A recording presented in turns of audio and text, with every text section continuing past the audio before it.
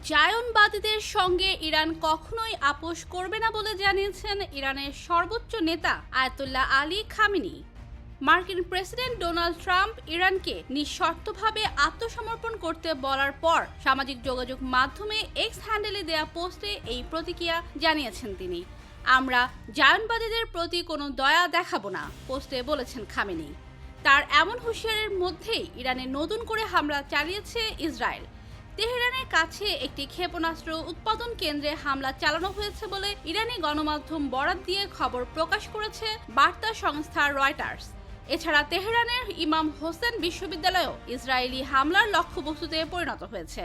প্রতিষ্ঠানটির সঙ্গে ইরানের ইসলামিক রেভলিউশনারি গার্ড কর্পসের সম্পর্ক রয়েছে বলে জানা যাচ্ছে।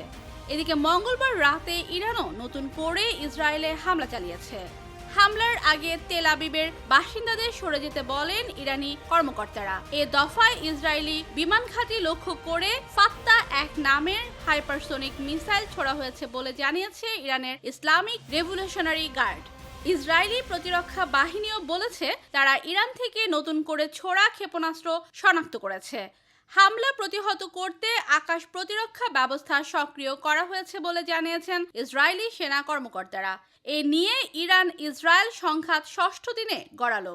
অন্যদিকে মার্কিন প্রেসিডেন্ট ডোনাল্ড ট্রাম্প ইসরায়েলের সঙ্গে যৌথভাবে ইরানের পারমাণবিক স্থাপনাগুলোতে হামলা চালানোর কথা ভাবছেন বলে জানা যাচ্ছে। গত 4 দিনে বিভিন্ন বিমান ঘাঁটি থেকে অন্তত 30টি যুদ্ধ বিমান ইউরোপের বিভিন্ন এলাকায় সরিয়ে নিয়েছে যুক্তরাষ্ট্র।